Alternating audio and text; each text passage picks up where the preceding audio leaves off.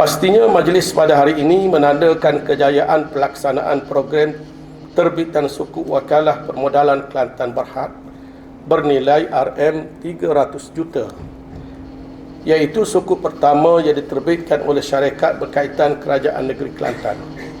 Sesungguhnya ini adalah pencapaian yang amat signifikan, bukan sahaja kepada PKB sebagai agensi pelaburan negeri, tetapi juga kepada keseluruhan ekosistem pembangunan ekonomi yang sedang digerakkan oleh kerajaan negeri.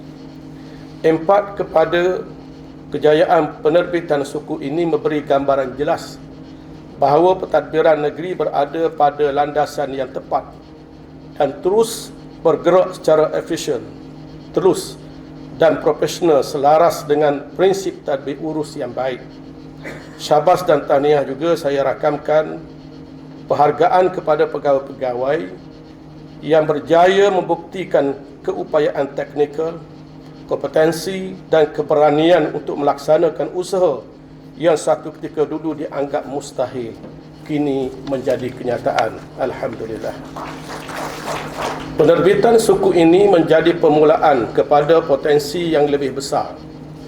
Kita yakin potensi ini boleh dimanfaatkan untuk menerbitkan suku-suku baharu, termasuklah suku lestari, bagi tujuan ekonomi strategik negeri seperti pembangunan kawasan pendastrian lestari, peladangan mampan, tenaga pulih baharu dan pengurusan mineral lestari di negeri Kelantan.